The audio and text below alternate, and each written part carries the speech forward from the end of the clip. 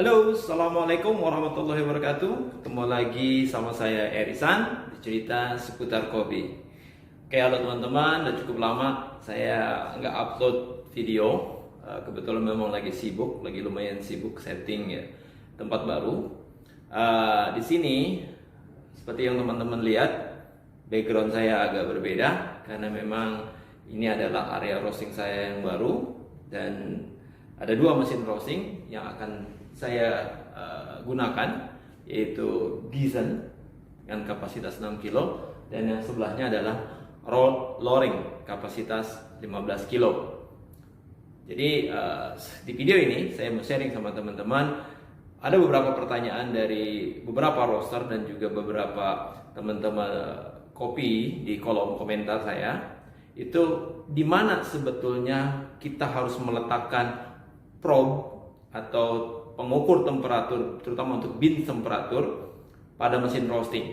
Karena ini penting sekali, salah menempatkan probe itu akan berpengaruh kepada cara membaca temperatur itu sendiri dan akan berpengaruh juga kepada proses roasting kita. So, ikuti videonya bersama saya Erisan di cerita seputar kopi.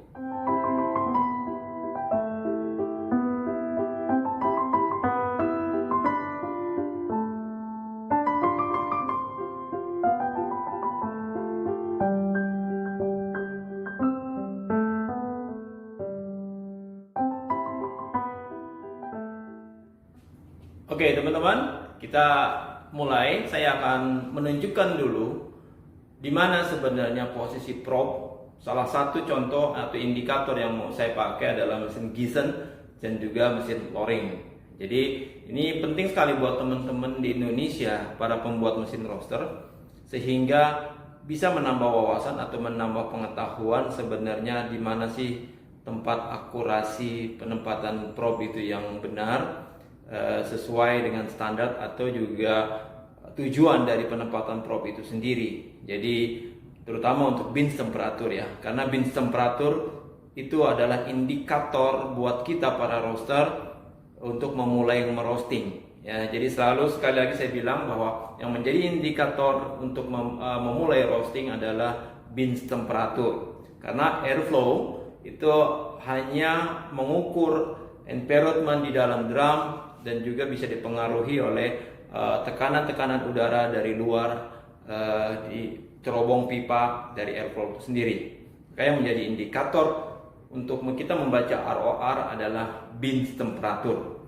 Salah menempatkan probe bins temperatur itu akan salah juga pada kita para roaster dalam membaca ROR. So, ikuti sama saya akan jelaskan di mana penempatan probe yang tepat dan akurat supaya ROR teman-teman ketika meroasting itu juga sesuai dengan yang diharapkan. Oke teman-teman, ini adalah penampakan dari depan mesin Gizen kapasitas 6 kilo. Nah, jadi kalau teman-teman lihat, inilah probe-nya. Probe yang ditempatkan pada mesin Gizen untuk membaca bins temperatur ya, untuk membaca bins temperatur. Jadi posisinya adalah berada di bawah atau di bawah dari silinder pemutar drum ya. Jadi kurang lebih ada di sini. Nah, kalau lihat dari ini pembukanya, ini pembukanya. Nah, ini dia ada di sini. Nah, ini bisa tempatkan di sini atau juga bisa tempatkan di sini sejauh dia bisa membaca atau terbaca ketika bins berputar. Probe ini tersentuh oleh bins ya, green bins ya. Jadi dia membaca di sini. Kalau untuk probe-nya yang bins temperatur ya. Nah, sementara kalau untuk penempatan airflow atau juga drum temperatur atau juga environment temperatur, teman-teman bisa tempatkan di area sini ya. Ini di mana sirkulasi keluarnya hopper atau juga di sini pipa ketika airflow berputar. Bisa tempatkan di sini ya, sebelah sini ya. Nah, atau juga bisa ditempatkan di belakang pipa airflow.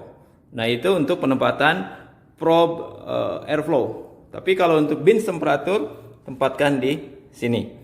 Nah, ini untuk mesin Gizen, oke. Nah, saya nanti akan pindah ke mesin Loring di mana dia menempatkan probe-nya. Oke, ini adalah penampakan dari depan mesin loring kapasitas 15 kilo. Oke, nah disinilah dia menempatkan probe untuk untuk bins temperatur.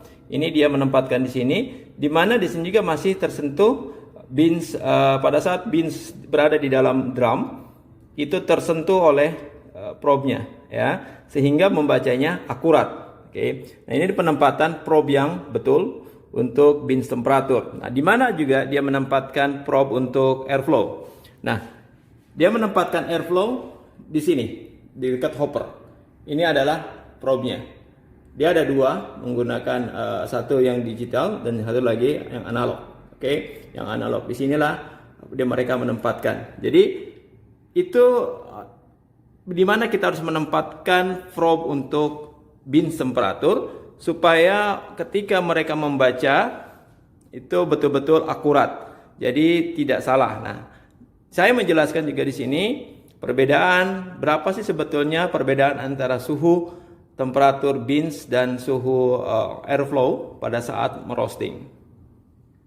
Oke, jadi seperti yang udah tadi saya jelaskan sama teman-teman, penempatan di mana posisi probe yang akurat yang bisa membaca bins temperatur secara benar. Nah, jadi untuk yang Giesen dan juga loring. Dan sepengetahuan saya juga untuk mesin probat, mesin-mesin lain, mesin VNT, mesin Buhler, juga mesin Dedrich, posisinya pada tempat yang hampir sama, hanya beda sedikit saja. Nah, disitulah keakurasian atau probe yang betul ketika ditempatkan, terutama untuk para pembuat mesin roster. Nah, tadi saya mengatakan bahwa saya akan jelasin sebenarnya perbedaan antara bins temperatur dan airflow temperatur itu seberapa besar gapnya, karena ada juga banyak beberapa pertanyaan ke saya. Itu kok kadang-kadang ada posisi bins temperatur dan airflow itu pada temperatur yang sama. Oke. Nah, kalau kita bicara tentang perbedaan antara bins temperatur dan airflow, nah ya, pada saat sebelum biji kopi dimasukkan, itu perbedaannya antara sekitar 10 sampai dengan 20 derajat. Jadi airflow itu selalu lebih tinggi, temperatur airflow selalu lebih tinggi atau drum temperatur selalu lebih tinggi dibandingkan dengan bins temperatur. Bins temperatur selalu lebih rendah, kurang lebih perbedaannya sekitar 10 sampai dengan 20 derajat.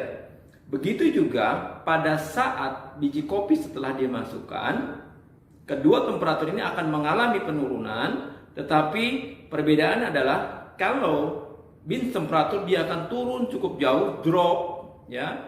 Misalkan memulai dengan 200 derajat, teman-teman, si bins temperatur bisa turun sampai dengan bisa di bawah 100 atau bahkan juga mendekati angka 100 derajat. Nah, sementara kalau untuk airflow atau drum temperatur itu biasanya dia walaupun kita misalkan ketika biji kopi belum dimasukkan, posisi si temperatur drum temperatur itu berada di angka 220 atau 240, tetapi ketika setelah biji kopi dimasukkan, dia akan mengalami penurunan tetapi tidak sesignifikan bins temperatur. Ya, jadi biasanya turun misalkan dari 230 itu mendekati ke angka 190 atau 180 derajat. Nah, pada akhir roasting seperti kalau teman-teman melihat menggunakan artisan ataupun juga software lain seperti software, ketika di akhir roasting atau mendekati roasting, kedua temperatur ini beriringan mendekat dan jaraknya atau selisihnya itu hampir sama ketika kita memulai roasting. Itu gapnya sekitar 20-30 derajat ya. Jadi saling mendekati kedua grafik itu. Nah, jadi itulah salah satu indikator penempatan probe yang tepat dan akurat dengan model mesin manapun, baik itu pembuatan lokal maupun juga produksi luar negeri. Itulah indikator kita membaca ini benar atau enggak penempatan probe-nya. Nah, selain itu juga teman-teman harus selalu mengecek jarum si probe itu juga harus dilakukan kalibrasi. Ya, saya sangat merekomendasikan setiap 1 tahun sekali itu dilihat apakah si sensitivitas dari si jarum itu masih cukup bagus ketika dia membaca suhu. Nah, jangan sampai nanti nggak pernah dicek, kok sekian lama, semakin lama ngerosting perubahannya semakin besar atau gapnya semakin besar. Nah, jadi selalu lakukan kalibrasi untuk probe mesin browser teman-teman semua. Oke teman-teman, itu aja yang mau saya sharing di video kali ini. Mohon maaf sebelumnya saya agak lama nggak upload, tapi insya Allah kedepannya lagi lebih continue lagi, konsisten lagi. Dan jangan lupa silakan komen di bawah, atau teman-teman kalau ingin melakukan pertanyaan-pertanyaan. Dan saya juga ada janji untuk merosting menggunakan Loring, dan juga bagaimana cara membaca Cropster. Ada request dari teman-teman juga. Ya, jangan lupa subscribe channel ini. Kita bangun sama-sama channel ini menjadi lebih besar dan bermanfaat untuk semua Paku Kopi. Sampai ketemu lagi bersama saya Arisan di video-video sebelumnya. Assalamualaikum warahmatullahi wabarakatuh. Salam Kopi Indonesia.